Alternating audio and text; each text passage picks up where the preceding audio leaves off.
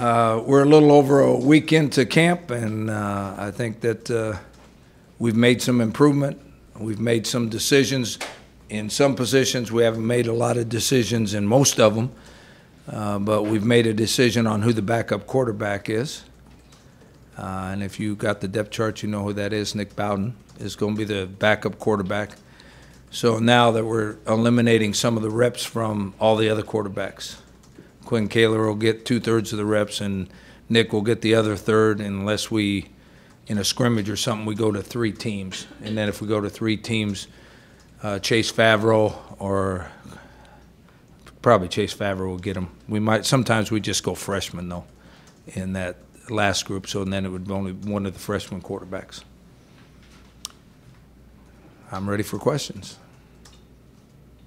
Rocky, after that first practice, you mentioned that you were a little concerned about some of the younger guys' conditioning. Where's the team at conditioning-wise now, and feeling a little bit better? Well, I think the guys that were here all summer, which are our veterans, their conditioning's fine. You have to get in football play in shape, but their conditioning's fine. The young guys, they don't play with the same intensity or the same effort level. Obviously, because of training some, they're not used to being trained that way to practice that hard. And then they're not in very good shape. So they're slowly rounding into shape. But the veteran guys are fine. Coach, you said yesterday that Brad Oden was asked if he wanted to change positions. What was his decision? He decided he'd rather transfer. I don't know where he's going to transfer. He had no place to transfer to yet, but he's going to look into transferring schools. Are you guys going to assist him with that, or? Well, we're going to give him a free release, and that's as good an assist as we can give. So he can talk to anybody he wants to and go wherever he wants to, because we can put some restrictions on those things.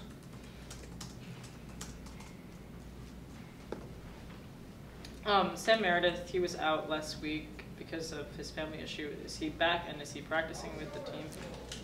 He is back. He came back full-time yesterday.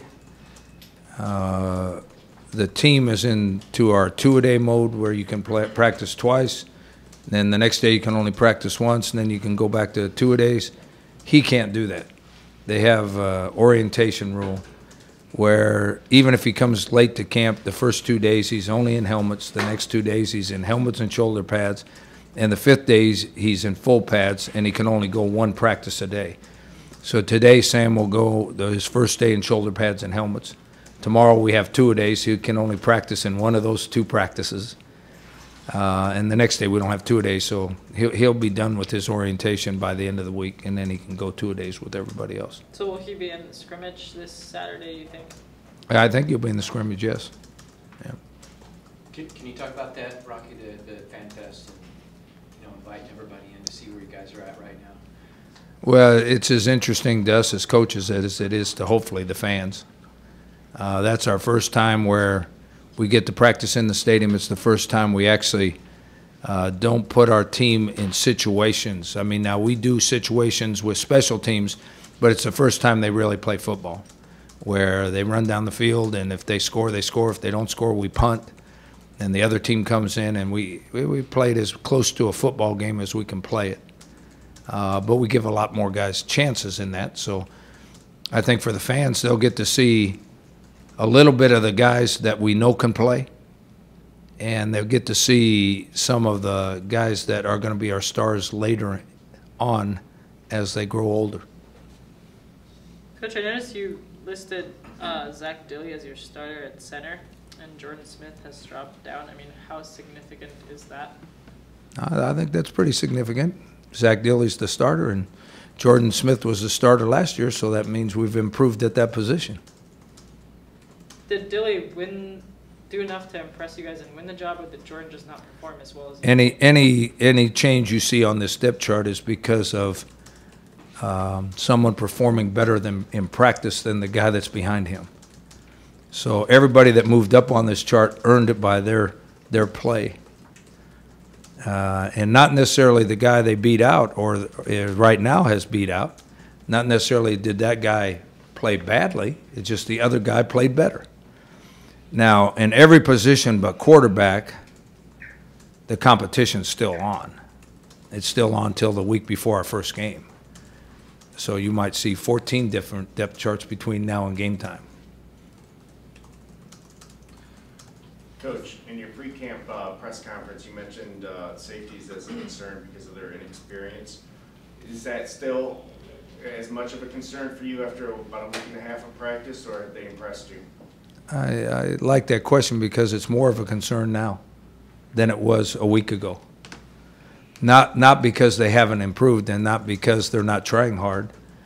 When you actually start playing football, you see the importance of them not making mistakes. In Skelly yesterday, we probably gave up 4 long touchdown passes, all because of the safeties being in the wrong place and doing the wrong assignment. So it becomes a stark reality when you start practicing on how young they are and when they make mistakes, what kind of effect it's going to have on the outcome of the game. So I'm more concerned now than I was a week ago. And not that they don't show athletic ability, because they do, but they're making all kinds of mental errors that will kill us in a football game. Is that why you guys moved Pierre Romain from corner to safety, just for that veteran experience in the defense? Well, Pierre was playing so good at corner, he deserved a chance to be a starter someplace. And we're so young at safety, the obvious position was to put him over there and let him compete with the young guys and see if maybe his maturity led to fewer assignment errors. Coach, as someone who's outside of those 5 big conferences, if you will, what was your reaction to the vote that gave those conferences autonomy? Well, I think there's 2 situations, and I don't know much about the image one and who's going to get paid and who's. But the 5 conferences that are being allowed to make their own rules, I don't think that's changed a darn thing. Really? Nope.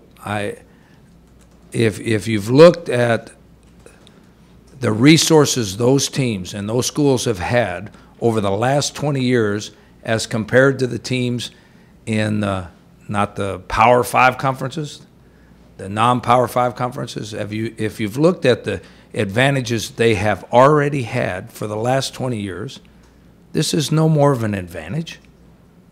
I mean, they're going to make their own rules, and guess what? We can abide by their rules. We can run with their rules too if we can afford it. Now, we're not going to be able to afford it, but that's been the way it's been forever. Guess what? We have training table 3 days a week during the season. They have training tables 7 days a week all year long already. So there's no difference. Everybody's trying to make a big deal out of it. There's no difference. So there's no part of you, and obviously the focus right now is this season, if not the next practice, is the immediate focus. But I'd say, all right, if we got snatched up by the Big 12, it could be advantageous to you guys down the road. You guys wouldn't risk being kind of left out of the mix. And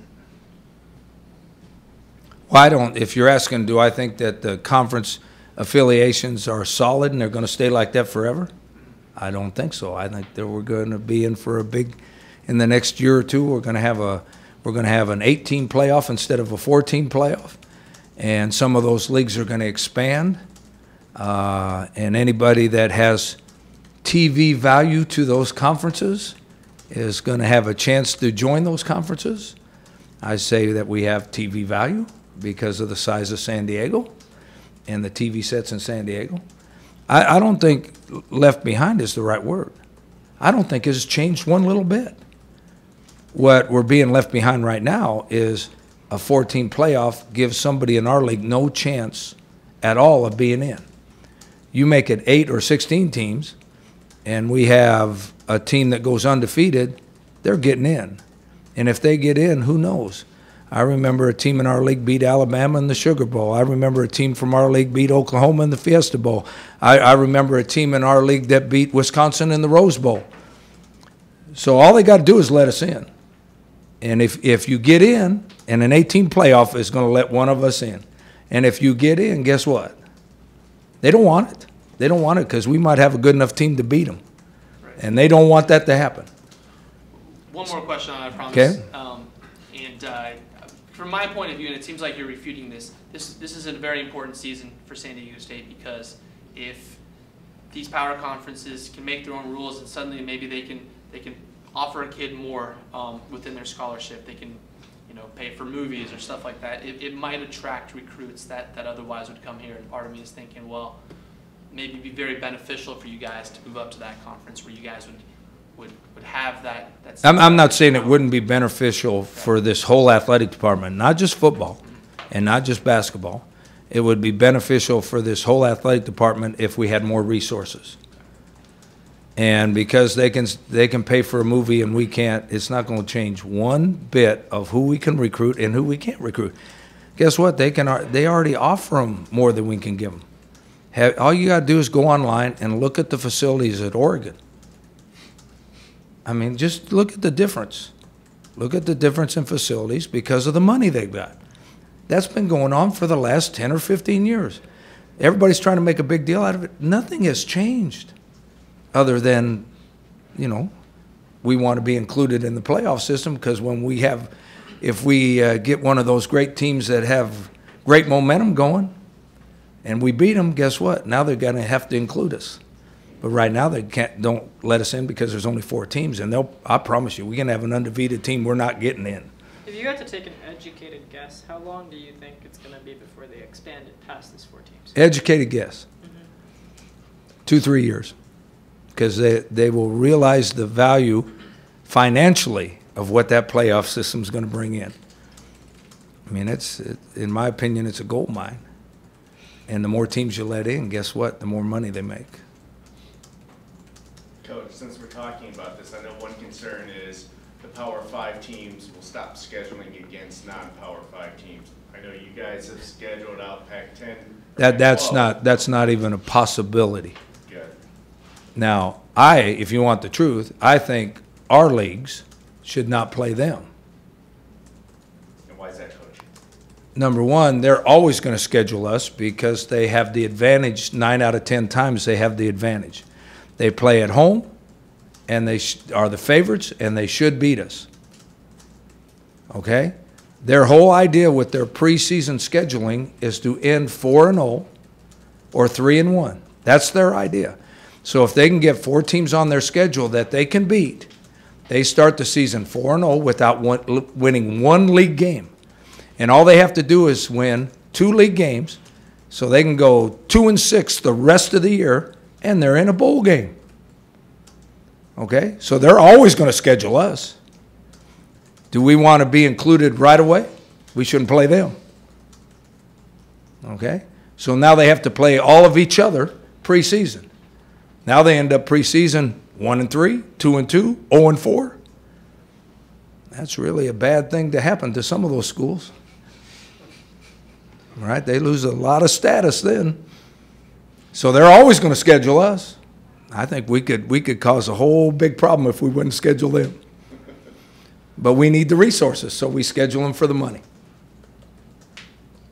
Coach, going back to, I guess, your team, when you look at your depth chart, it seems like 2/3 of the kids that came in with that 2013 recruiting class are either going to potentially be starting or contending for a lot of playing time.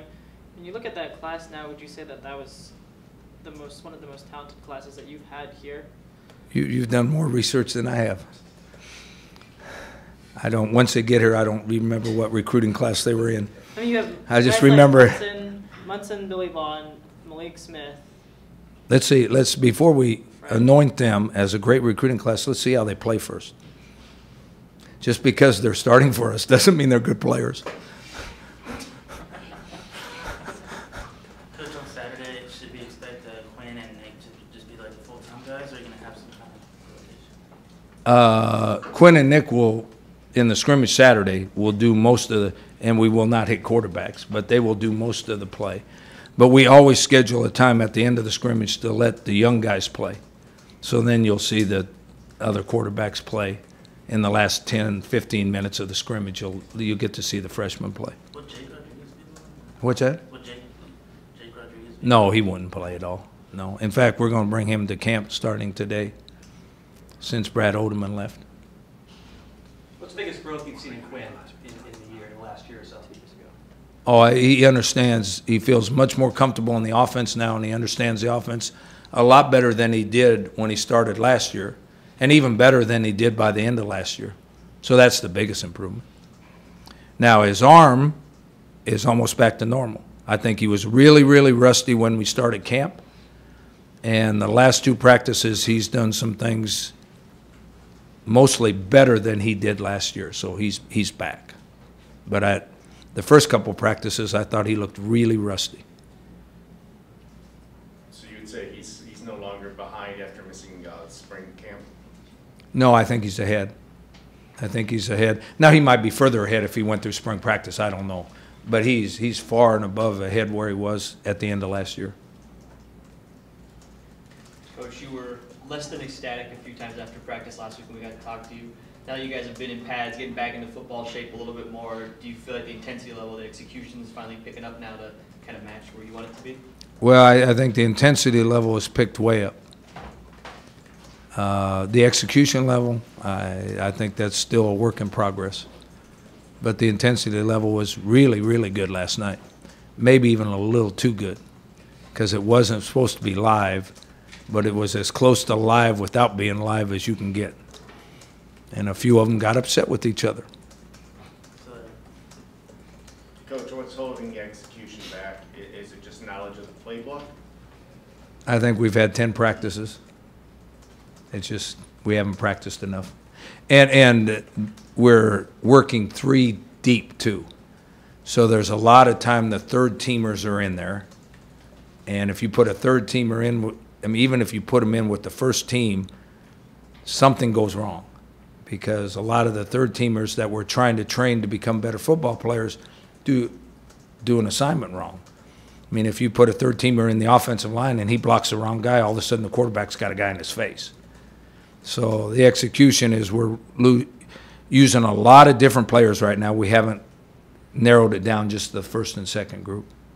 Coach, you have Donnie Hagman at place kicker on your depth chart. What have you seen from him in the last week of camp? Everybody on that that's listed as first, especially the kickers, we chart them every single day. We keep track of every place they kick from, everyone they've made, everyone they've missed, who's holding for them, who's snapping for them, and he's performed better. Statistically, he's performed better than the rest of them. Is he 100% in terms of field goals made? No, none of them are 100%, no. But he has the best percentage. He has the best percentage.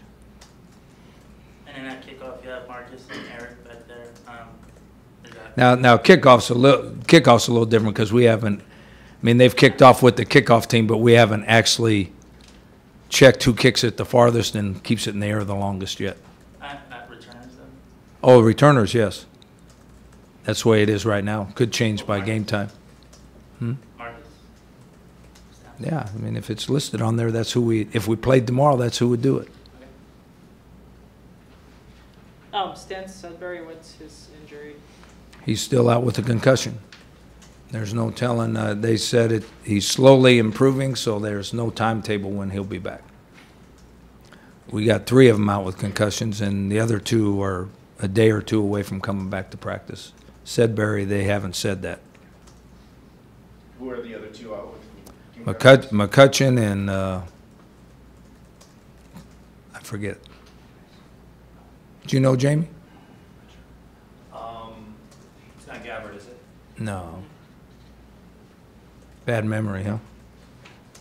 Shows you if they're not playing, I kind of forget them. If they're in the injury list, I kind of forget them. Is Feely still on track to return about the 3rd week of the season? No, it'd be about the 6th week of the season. Coach, with your concerns at safety and the injury problems at linebacker, is there one or the other right now that's more of a concern for you going into the season? Probably safety.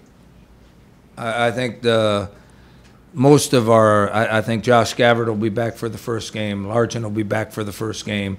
The only linebacker I don't expect to be ready for the first game unless another injury happens is Jake Feely. All the rest of them should be healthy enough to play in the first game. So the youth of the safety is still my biggest concern. And you moved Morris and Davis back to linebacker from their getting reps at safety. Was that because you needed them more at linebacker, or they just? No, we think their ability fits linebacker better than it does safety. And do you think guys like Munson and Miller and Fawn, who are ready to step up if need be, and when the season starts? I think both of them are like our safeties. They're young guys that haven't played a whole lot, and they have a lot of athletic ability, and they're pretty good football players, but they're making a lot of mental errors. So I think they're talented football players, and if we can eliminate the mental errors, they're going to be really good players. What happens with high school players when they come here is they're athletic enough to play, but the schemes on both offense and defense are so much more complicated. I mean, we've got guys that are playing safety for us right now. Their whole assignment in high school was line up in the middle of the field and tackle the guy with the ball. That was their whole assignment in high school. Okay? Now, who he covers depends on formations. It changes with motions. It changes with backfield sets. Leverage he plays on the receiver changes by where his help is. And his high school assignment was line up in the middle of the field and tackle the guy with the ball. So, it sounds like this is unusual. This is not unusual. It's so much more complicated. Same thing happens to them when they go from college to the pros. Same thing happens to them. I mean, it's so much more complicated that it takes a long time to get good at it. Coach, is there, I guess, anyone in camp who has maybe stood out to you over the first week or so? Pumphrey. You're looking for someone that you didn't already know, right? Mm-hmm. Anyone that has surprised you? No.